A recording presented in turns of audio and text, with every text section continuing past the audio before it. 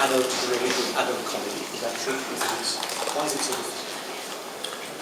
I'm not sure. Film is a business, and you make your films to attract a certain audience. Certainly, a lot of comedy today is written for a younger audience, less interested perhaps in wit than they are in a different kind of more adolescent humor. What I appreciated about this script was the quality of the language and the intelligence of it. It was intelligent not only about comedy, but it was intelligent about character.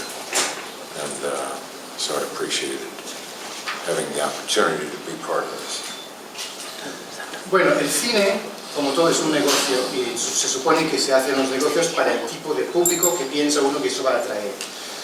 Y es cierto que la comedia hoy pues, van muy centradas hacia los públicos jóvenes que quizás estén menos interesados en ese tipo de comedia y más en cosas adolescentes. Lo que me atrajo de ese guión, sobre todo, fue la calidad del lenguaje, la inteligencia, y la inteligencia no solo en cuanto a la comedia, sino también en cuanto a los personajes. Quería preguntar... And for the director, the most difficult part of this film? The most glorious moment in the morning. In the morning. In the morning. Is the right. Definitely not the hours that the producers keep. The first time I shadowed a producer, she asked me to show up at 3:30 in the morning, and I thought she was kidding. So that's not the most glamorous part. I don't know. I'm trying to think.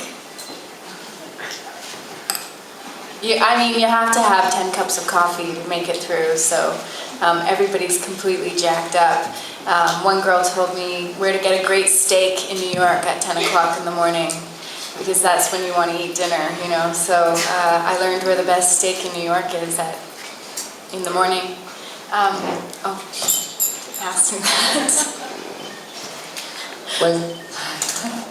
Hola. Pues la verdad es que yo la primera vez que estuve investigando y tuve que acompañar a una productora de uno de estos programas matinales, me citó a las 2:30 de la mañana y yo pensaba que estaba bromeando, pero no.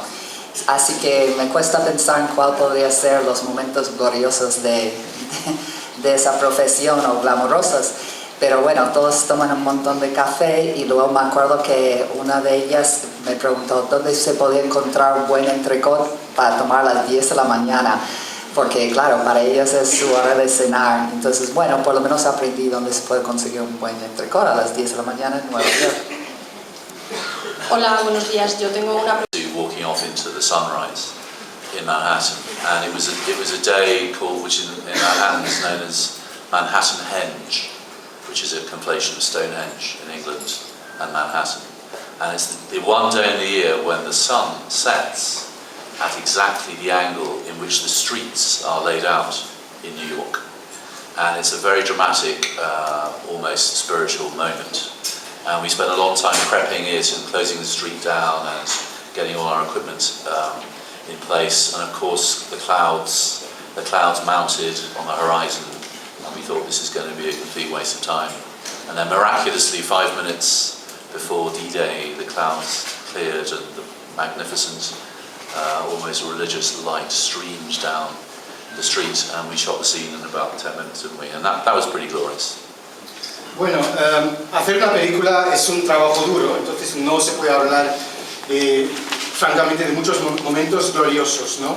Pero sí hay uno, que es la última toma, el último plano de esta película, no sé si os acordáis, que son esos dos actores en el momento de la puesta del sol.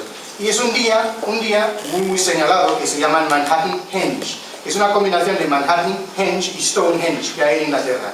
Y se supone que ese día el ángulo de la puesta del sol corresponde perfectamente con los ángulos de todas las calles de Nueva York.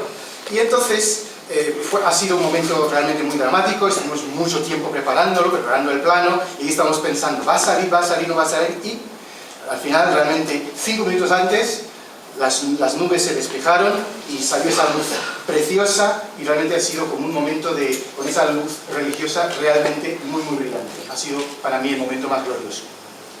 Hola. Pues ya, pasamos. Of course, I'm in favor of protecting the rights of filmmakers and intellectual property.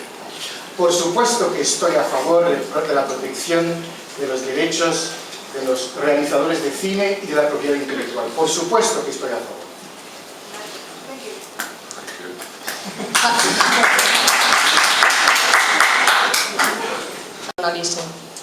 Le pregunta que Isabel es una leyenda del periodismo, el papel que hace. Entonces, ¿qué opinión le merece el periodismo actual que se está viendo? I'm sorry, I didn't get what kind of journalism? Today, present journalism today, current journalism. Ah. Journalistic legend, what do you think of Yeah. journalism today? Well, I think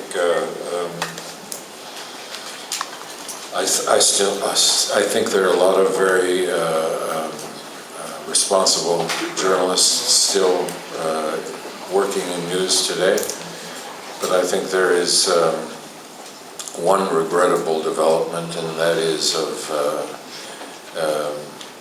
what I always admired about good journalism was its objectivity. I could depend on the person that was telling the story to give me an objective reality. There's a new version of the news, which is a kind of marketing ploy rather than journalism, which establishes a place for people to go to get their political prejudices confirmed for them, and that is not healthy, I think, for our society. It encourages vitriol and dissension rather than supports the higher ambitions of the political community. Bueno, yo tengo... Una pregunta para el director. Espere. Yo creo que hay muchísimos periodistas todavía muy responsables que trabajan todavía hoy en las noticias. Sin embargo, yo creo que ha habido últimamente un hecho que me parece lamentable, que es que hay cada vez menos objetividad. Yo antes pues, podía realmente siempre contar con que hubiera alguien, una persona, que fuese a presentar las cosas con objetividad, la realidad.